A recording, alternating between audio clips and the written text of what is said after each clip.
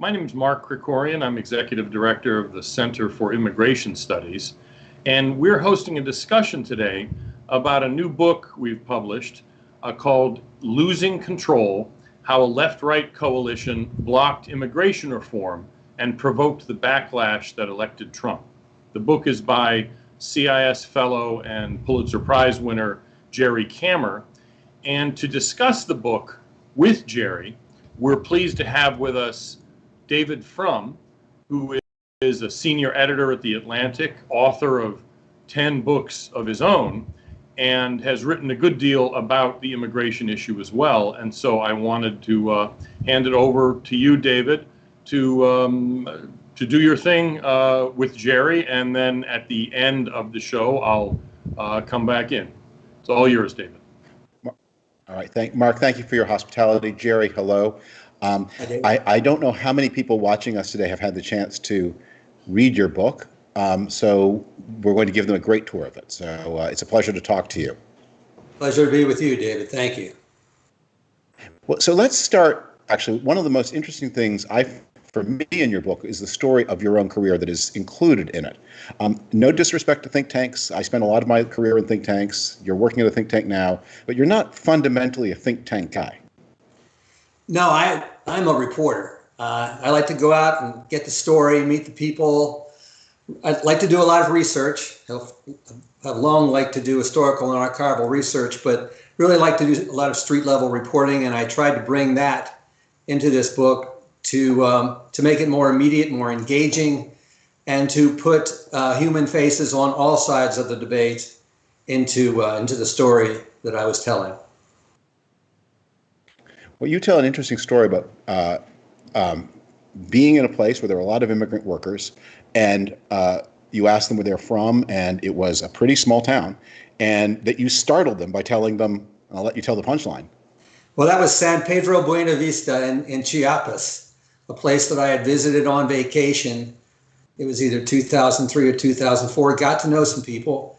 And when I was up north, back home in Maryland, in the corridor between Baltimore and Washington, I started encountering people from San Pedro Buena Vista working in fast food restaurants, McDonald's, Wendy's, Chick-fil-A, on a pretty much of a string up the highway from Olney, Maryland to Towson, Maryland, just north of Baltimore.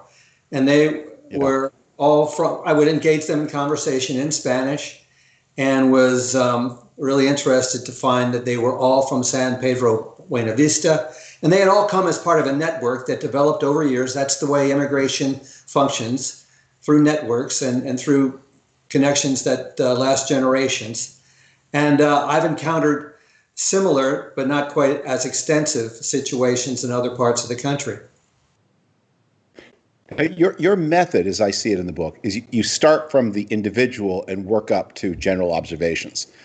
In Washington, as you know, we usually do it the other way around, but you start with the person.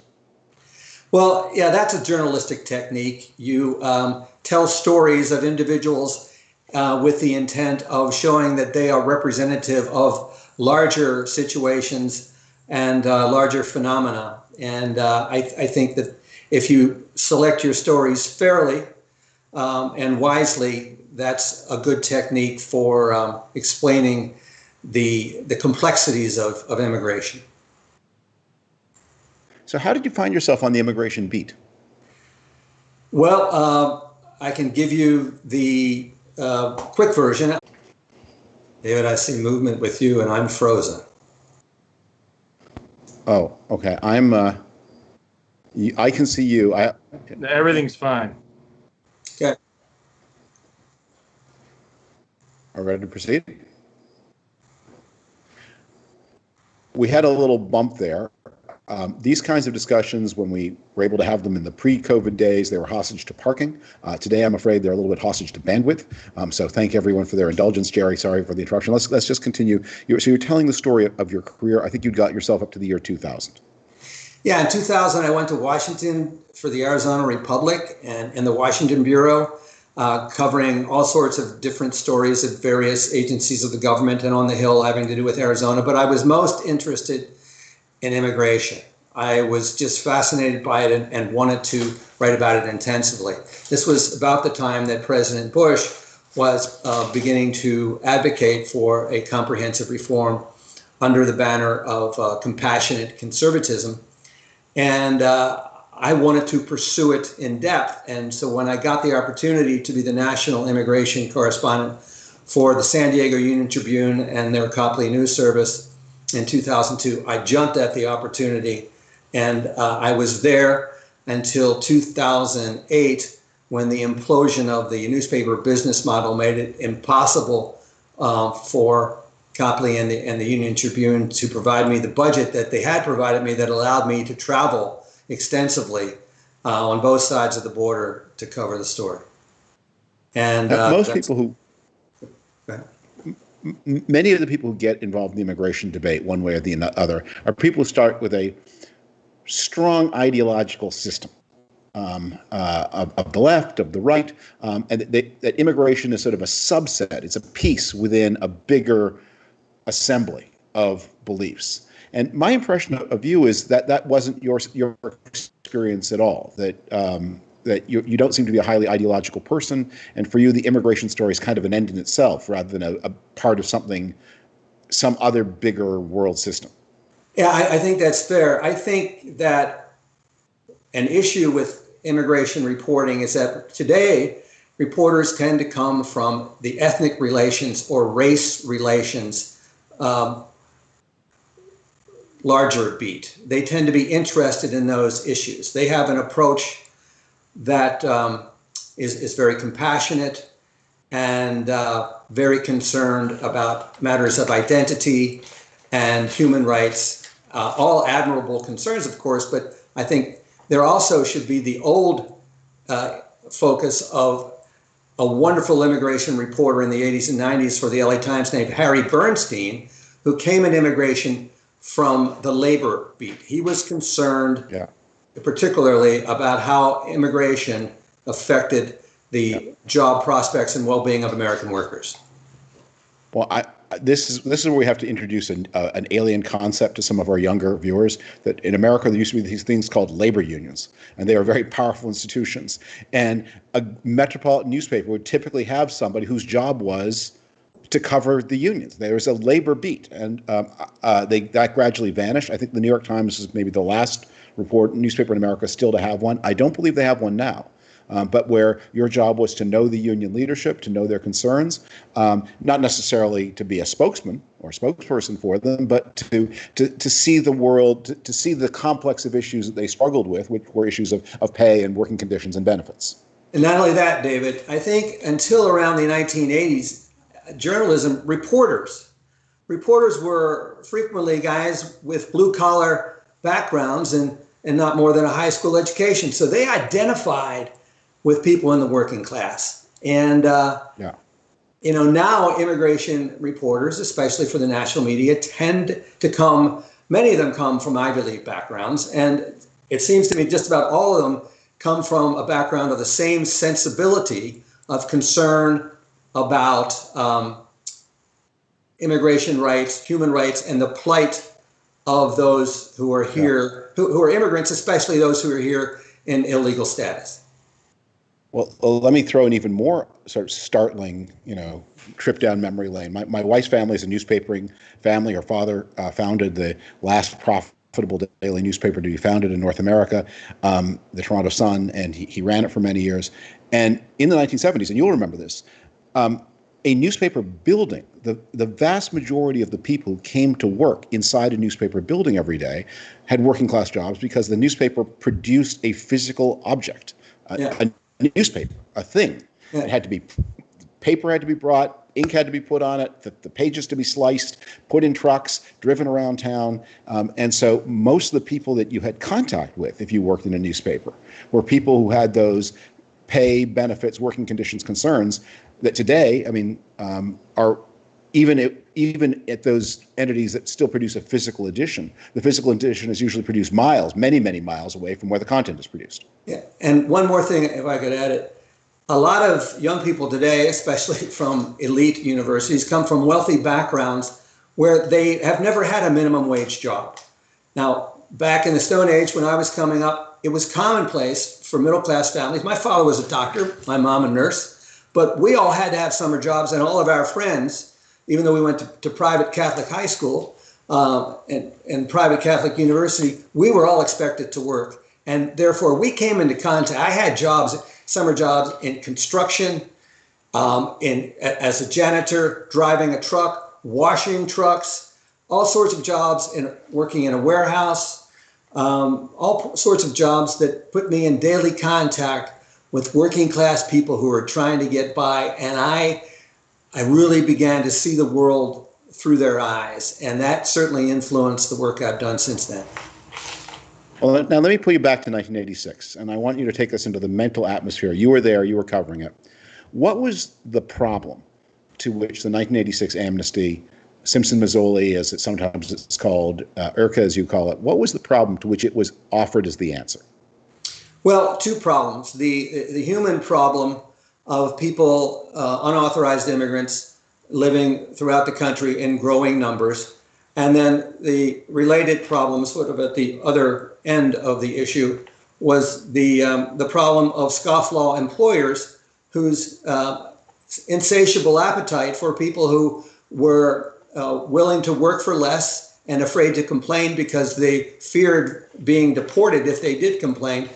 There became growing concern about that. And in 1970s, actually, a solid Democrat with close ties to the labor unions called Peter Rodino out of New Jersey, he got an employer sanctions bill through the House twice. It went over to the Senate, where it was bottled up by the Democratic chairman of the Senate Judiciary Committee named Eastland, who was from a southern cotton-growing Mississippi family that had for decades used Mexican labor, much of it illegal immigrant labor.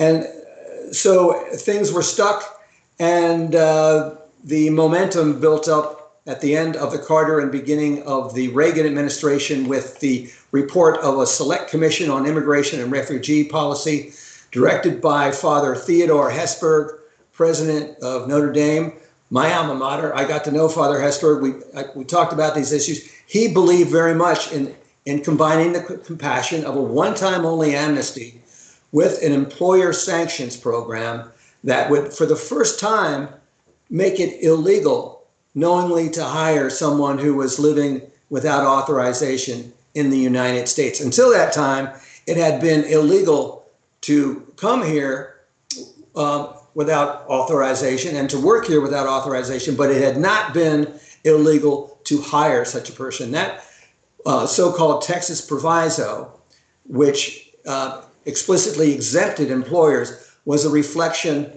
of the political clout of the Texas agricultural industry above all.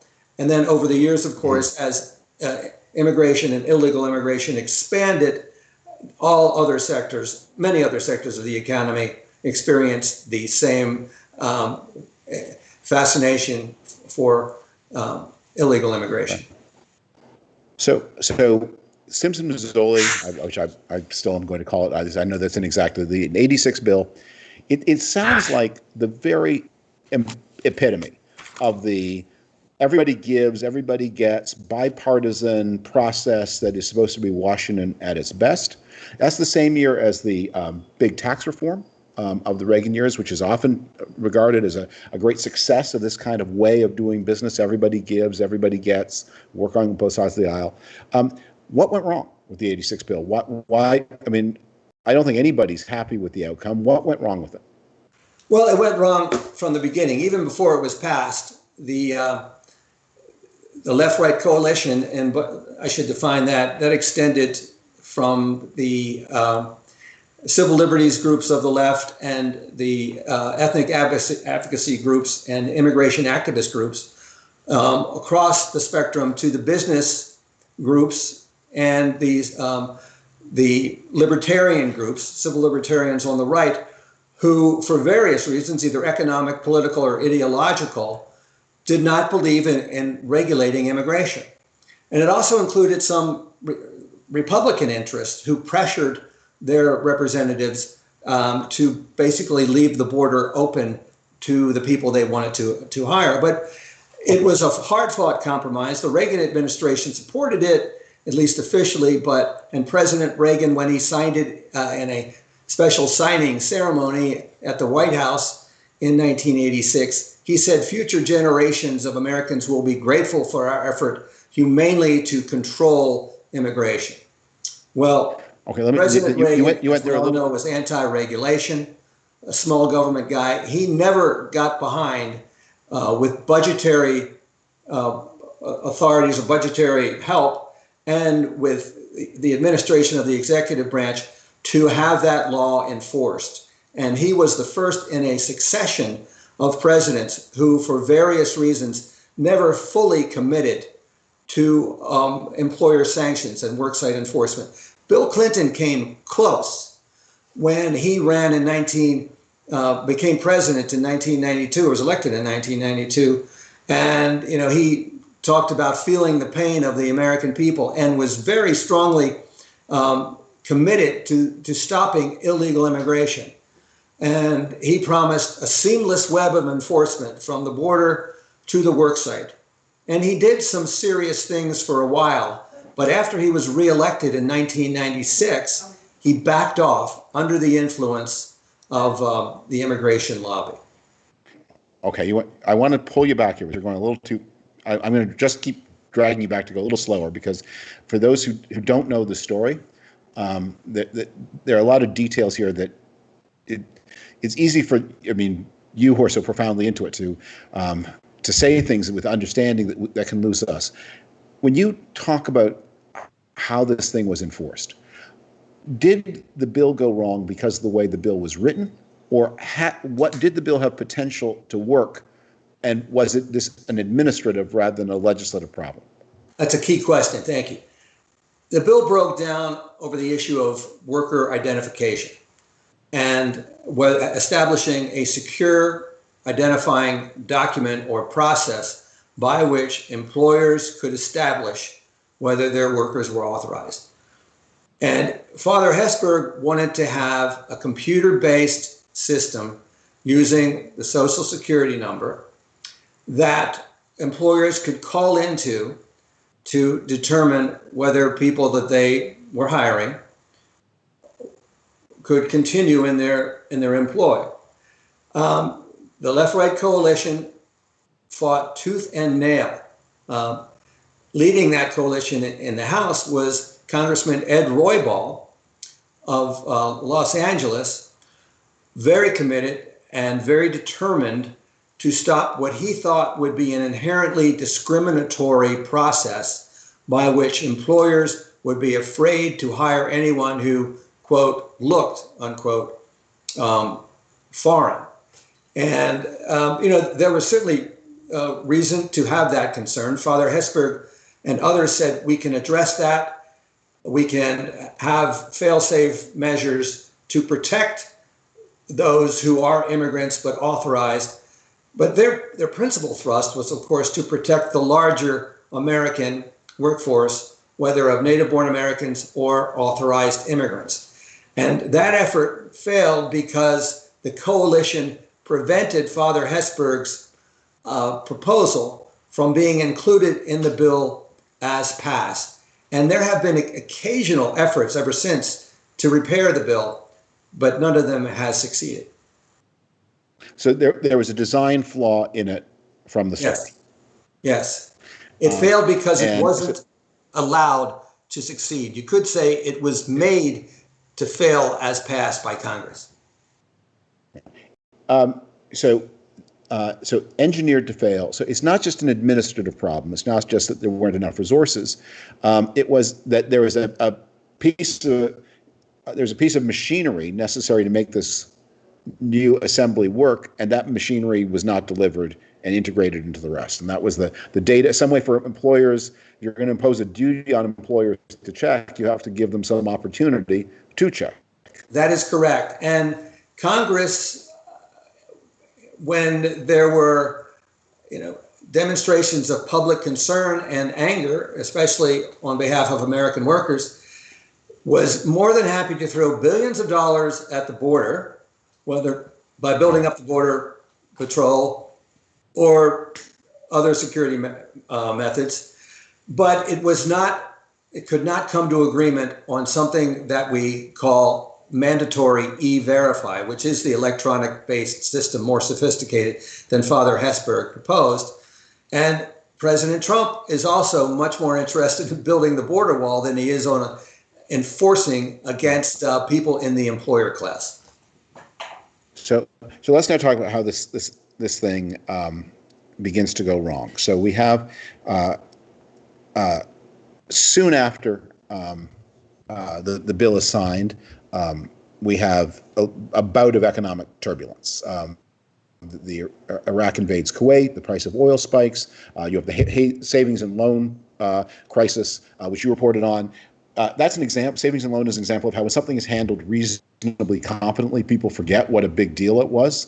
But the savings and loan market, people forget this now, but the original shock, the original losses in savings and loan was big. It was as big as the subprime market was in 2008. It was just hemmed in better. But we had 4 or 5 years of real employment troubles in the United States from about 1990 to 1995. And even though the economy was visibly growing, it was called at the time, and Bill Clinton used this issue in 1992, the jobless recovery. Then things began to move into a much higher gear in about 1995.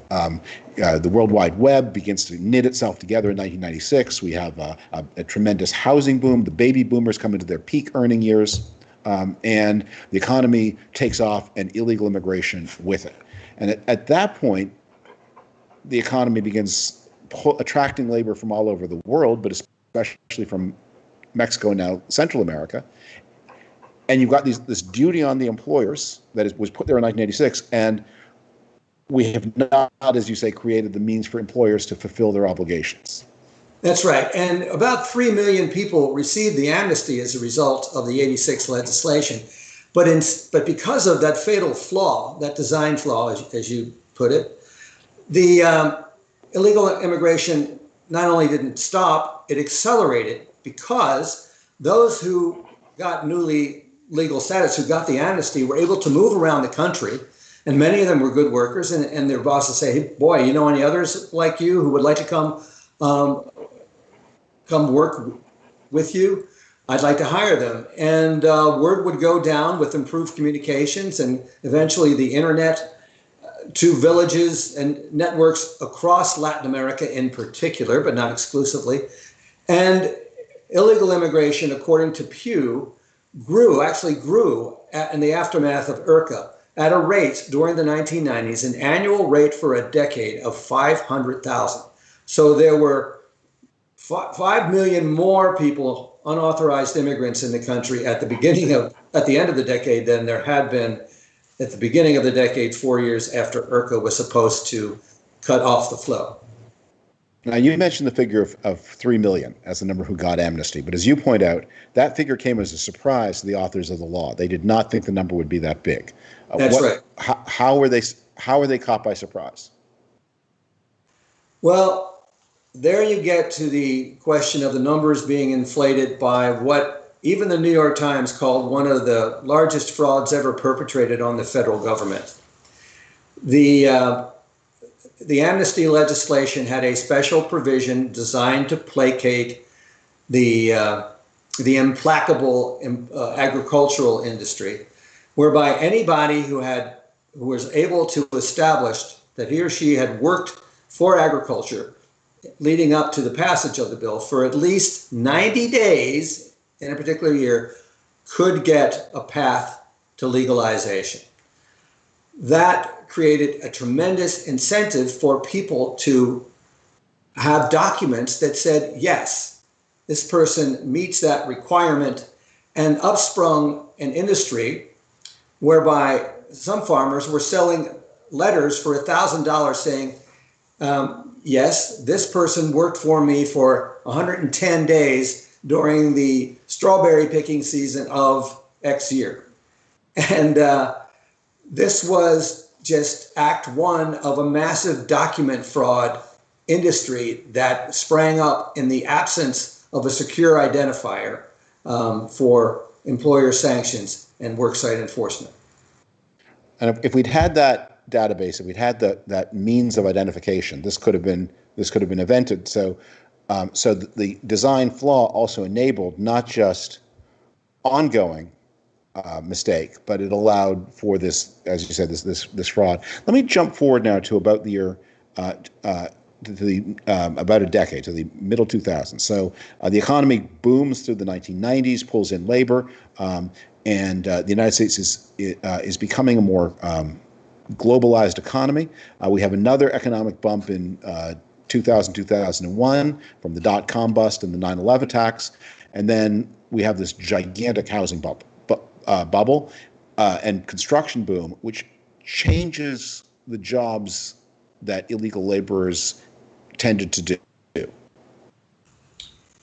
Well, yes, they're throughout the economy. I mean, many of them are wonderful workers, hard workers. They're dedicated to sending money back to their families. They're willing to live in crowded quarters, which is part of the reason they're in special difficulty right now. And employers love them. And many employers complain that Americans have lost the work ethic. But, we've been hearing that certainly for decades. It was certainly directed at my generation. In some instances, employers use that as a cover because they can't find Americans who are willing to do the work at the wages they are willing to pay and others are willing to accept. So beginning in about 2005, 2007, there's pressure for a new grand compromise, a new everybody gives, everybody gets, work the same side, both sides of the aisle, to remedy the problems that were not fixed in 1986. And this project keeps coming to the verge of success and keeps falling apart. And I think 2007, 2008, I think there's a last push in 2008. President Obama tries again in his administration. And it's haunted by this memory of 1986. Is it your sense that policymakers and legislators understood why 1986 seemed like a bad example to so many people? Well, I don't think they've ever faced up to the failure of IRCA. The very easily identifiable but massively consequential failure to establish a worksite identification process that's reliable. And it's amazing, a real testimony to the power of the left-right coalition, that Congress has still been unable to agree upon a fix to make E-Verify, which is now up and working, but is voluntary. It needs to be made mandatory the way paying taxes are mandatory. I mean, if we had a similar enforcement mechanism under immigration enforcement that we do with federal taxes, I think we would see compliance at a similar level.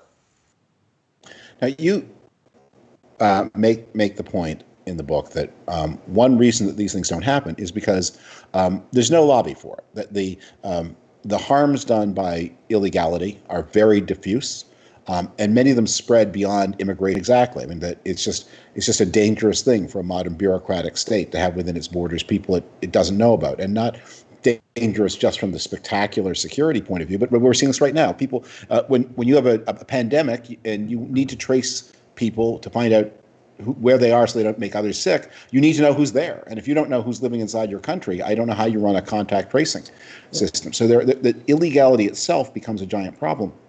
And there's a massive lobby that facilitates it, that wants more of it. I mean, Sunlight Foundation, a watchdog group in D.C., did a study of immigration lobbying records that are mandatory in Washington, and saw that hundreds of lobbyists over a period of a couple of years spent $2 billion to lobby for various provisions in the immigration legislation. And Robert Wright, the former labor secretary, said, by contrast, there's nobody lobbying for. He said there's no association of the American working poor, who are those who are most directly affected.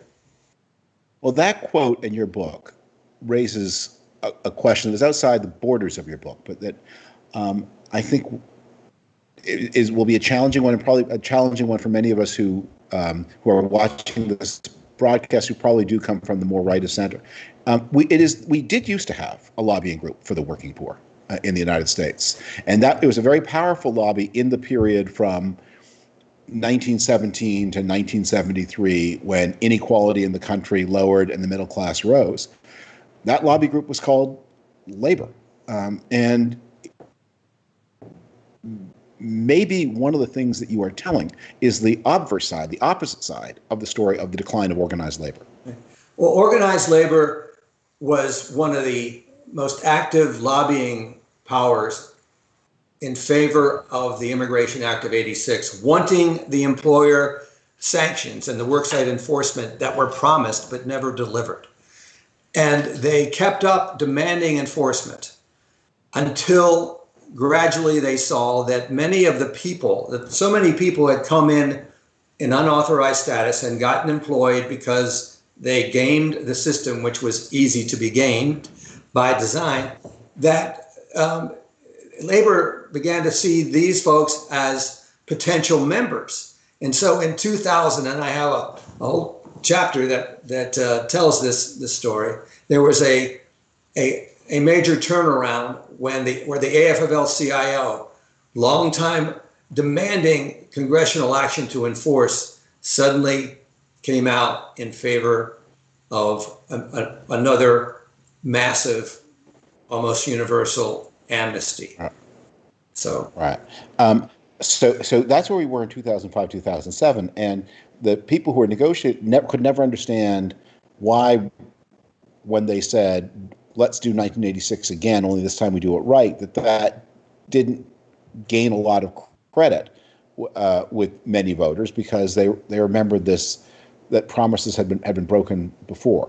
Right. I want to ask you about something that you said that, and this is an issue that troubles me greatly, is because, as you said, the political solution we found there is a political demand for more immigration enforcement. That comes from the base mostly of the Republican Party, but also some Democrats.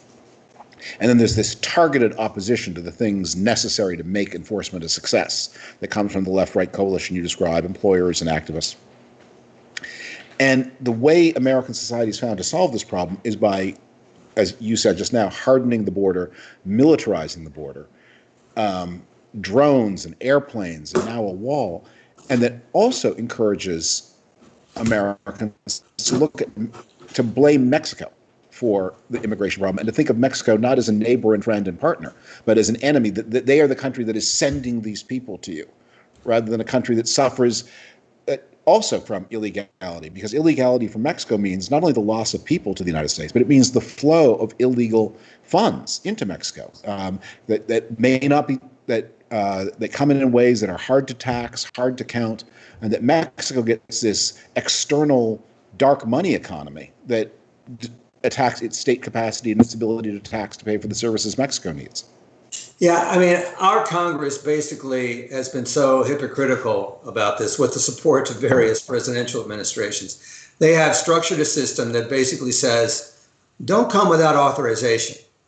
But if you get past the Border Patrol, you can probably stay and get a job that'll pay close to minimum wage, and maybe you'll be all right. Congress has been feckless, has designed a bill to fail against the wishes of a strong cohort in Congress who really sincerely tried to make it work. But you remember back in the 90s, the populist resentment against this was first galvanized by one Patrick Buchanan with his presidential candidacies. And Donald Trump, when he was running or preparing to run, even in 2012, hired a political advisor by the name of Sam Nunberg, who got Trump on to various talk shows like Mark Levin, and they were surprised how many of the calls came from the working class audience who were really upset about competition from unauthorized immigrant labor. And he, of course, he exploited that, but he recognized, give Trump credit, he recognized a problem that many in the establishment of both parties had caused and refused to fix. That's absolutely true. He did do that, and I think that played a big part in his success. At the same time, and I thought this is where you were going with mentioning Pat Buchanan, that Trump is going to leave behind a new political landscape on immigration, because what he did in the days when the United States was able to control immigration effectively, there was a left-right coalition for enforcement that rested upon the power of organized labor. Today we have an immigration movement that rests upon basically the power of the hyper-ideological right. And you know what? The hyper-ideological right ain't very powerful. And so what we are seeing is, in reaction to the Trump presidency, a real, and you've tracked this, you could see a shift toward enforcement in the 90s through the double zeros, that we now see a shift away from enforcement because enforcement has been branded as trumping.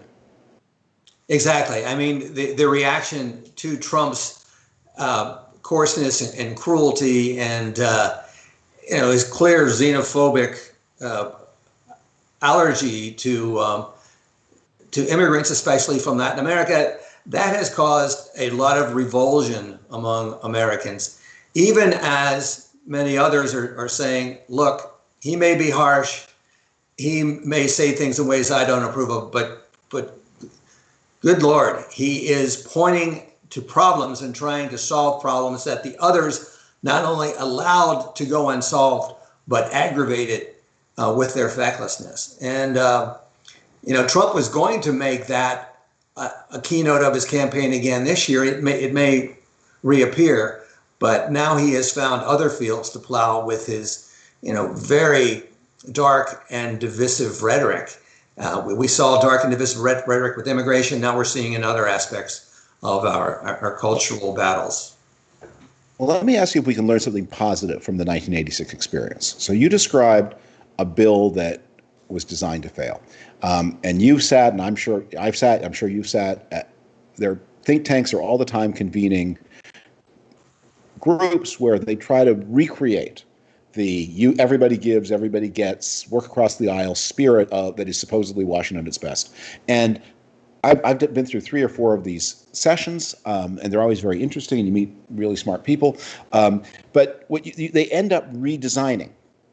It's basically always the same thing. The answer is always the same. And I think it's now called McCain-Kennedy instead of Simpson-Mazzoli. It's always the same. But you would teach that the lesson of 1986 is none of this is going to work unless you have that crucial design piece, which is enforcement in the interior resting on information technology. Yes. Without that, nothing's going to work. You must have the logistical capability, and you must have the administrative political leadership committed to delivering, to making that ability stick, and letting the system work as announced, but as never delivered. Okay, now this is a little bit off your beat, but have you given some thought to what the mechanics of that would look like? That crucial piece?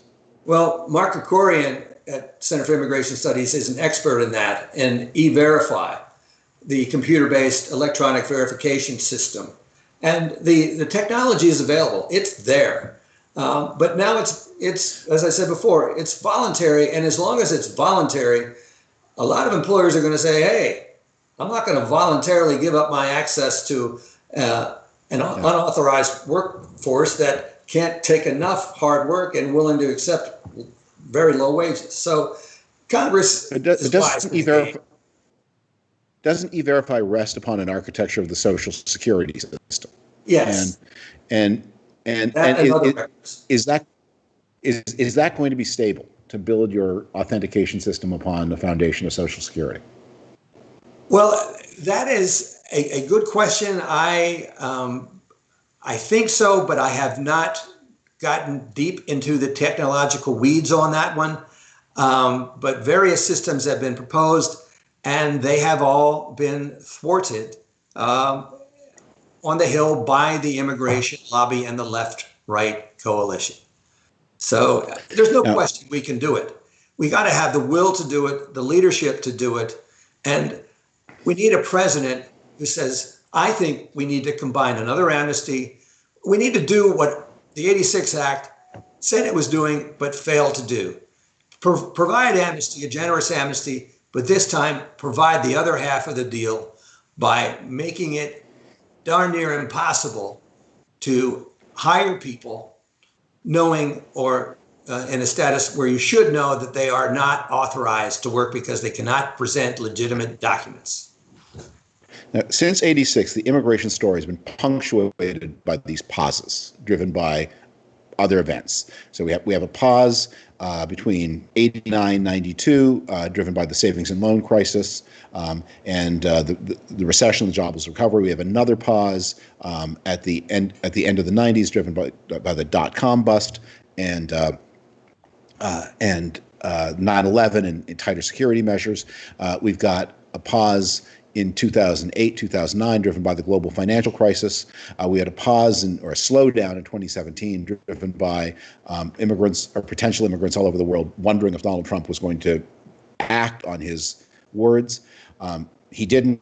We then had this huge spike in 2018, 2019, but now we have this horrible pause that comes about in the most terrible way because of the global pandemic.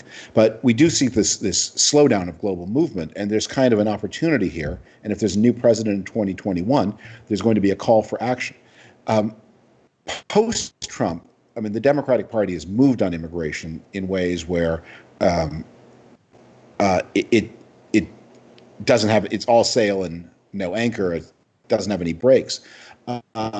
But when the time comes, when they really decide we need to write a piece of law, not just do executive orders, if you were drawing on the lessons of '86 and the failures that have followed since '86 and the populist backlash, what would you say to the people designing such a thing for the next president? How do you get an immigration system that we can live with and that's going to, as advertised, and not break down immediately? I would say, I would repeat something very close to the words of Barbara Jordan, the civil rights icon who in the 1990s in the Clinton administration directed the Commission on Immigration Reform and also insisted, she said, it is our national responsibility to manage immigration, legal or illegal, in the national interest. She said we must have limits in order to cohere as a nation and take care of the people to whom we are most obligated, our own citizens and authorized immigrants. And we must be willing to enforce those limits. And she said deportation must have a role in our immigration policy system. Now that gets to something, a distinction between something that was brought up by New York Times conservative columnist Ross Douthat, who talked about the distinction between acceptable cruelty and unacceptable cruelty. Any type of cruelty is the knowing administration of pain, of consequences, and all enforcement then is arguably cruel. But at what point does it become unacceptably cruel? And there's a real point of demarcation. There are those who say it is unacceptably cruel to deport anyone who manages to get into our country. They may say they're not for open borders, but every time someone tries to enforce the borders, they try to block it. And I think Congress has to very wisely draw that line. And we must have presidential leadership that says we as a nation must be committed both to recognizing those who are here, whom we have allowed through our system to establish themselves here, but in our national interest, we must do all we can to cut off the influx of large numbers of illegal immigrants. Well, let me ask you what you think of this hypothesis. We're coming to the end of our hour, but this is a thought. This is all going to come to a head quite soon. At one of the Democratic debates, I now forget which, the candidates were asked in 2020, would you favor providing health insurance to illegal aliens? Yeah. And it sounds like a parody of a question that was asked in a Democratic debate, but every hand went up yes, including Joe Biden's. And I mean, it sounds like a parody of a bleeding heart liberal question, but when you think about the problem, you see this is going to be a vexed question. We have about 11 million people, maybe a little bit more, or maybe a little bit less. CIS is the keeper of the numbers, living illegally in the United States. From what I understand, a majority of them have been here, and more than half, for more than 10 years. Yeah. And the peak period of their arrival was the 1990s. Yeah. And that was a while ago. So they're getting on. They're probably, half the illegal immigrants are probably over 40, maybe getting up there. And at some point, they're not going home. And at some point, they're going to turn 65. And as we see in this pandemic, they are exposed to things that may make them, they may not need to wait to 65 to discover real problems with their health. Now, what are we going to do for and about those people? We're going to let them die in the streets? We're not going to provide care? So the Democrats on that stage were wrestling with the real problem, but it cannot be that if you say, okay, we're going to, the next amnesty, whatever it is going to encourage some measure of medical care for people who come here illegally, which costs what now? $20,000 for the average family of four is the cost of healthcare coverage. You can't have an open gate when you say, and on the other side of the gate, not only get the right to work a minimum wage job, as was true in the 1990s, you also get some access to an expanded healthcare provision. Well, you've identified the complexity very well. This is a layered set of challenges and of costs. And, there are inevitable costs imposed upon the system as a whole by large-scale employment of unauthorized people. It is a system that, once again, like the deregulation of the savings and loans, it's a system that privatizes profit and socializes loss. The American people are going to be stuck with the bill while there are enormous gains and transfers of income and of wealth from the working class, whose wages are suppressed by large numbers of illegal immigrant competition, to the employer class. And it expands from there. And certainly health insurance is a major expense that we'll have to reckon with, as you say. Yeah. I'm speaking to you from Canada, where I'm originally from, which of course has a universal healthcare system. And Canada has lower rates of illegal immigration than the United States, partly for reasons of geography, but these days that shouldn't matter since so many people do travel by air. In 2011, the second highest Canadian court ruled that people illegally present in Canada have no right to healthcare. And that question is so uncontroversial that I went to look at how do Canadians feel about that? Are there any polls? No one's even ever done a poll on the question because it seems so obvious. And yet, when you have a majority of 11 million people aging fast, illegally present in your country, getting sick, now getting COVID, you can't do nothing. We've got a few minutes left together before the end of our hour, so I want to ask you to do two things. One is hold up a copy of the book so people can see it as an object if you have a copy at hand.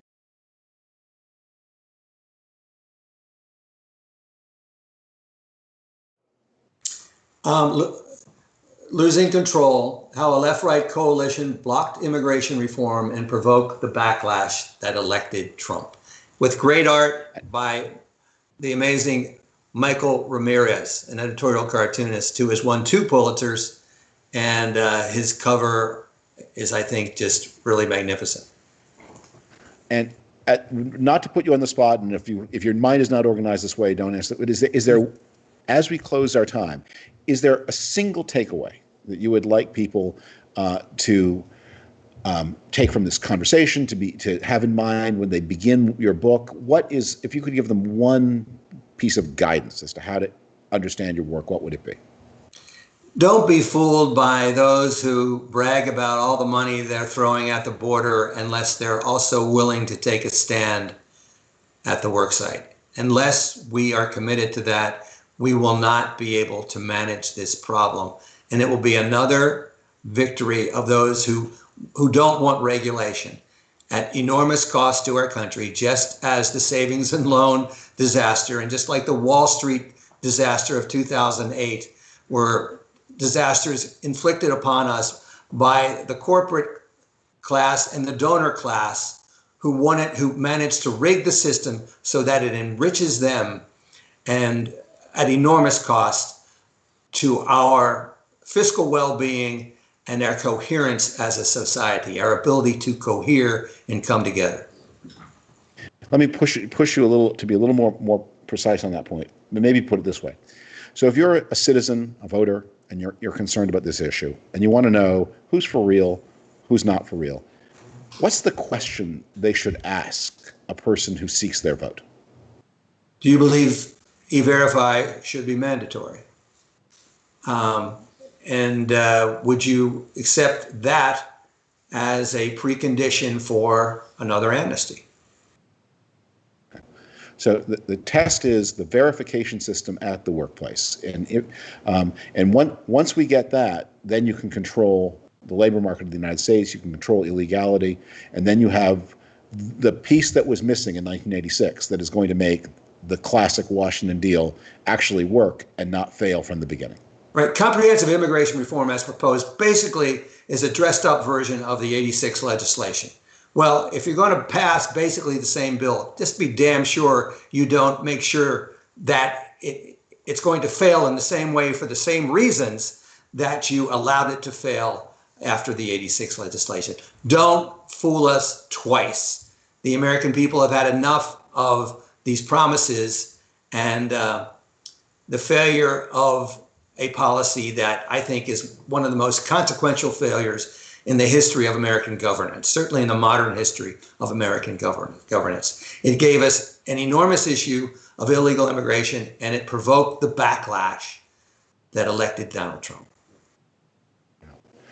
I have to say, for me, one of the things I always want to hear is I want to hear politicians talk about this issue, talking about Mexico and other countries as partners, because of course, nationalism, people have to vote on their national interest basis, but I don't think Americans think enough about the harm that the massive export of its population has done to Mexico, and not just the export of population, but the flow of dark money back into Mexico and through remittances, often untaxed by the Mexican authorities. Mexico is a middle-income country, yes, and yet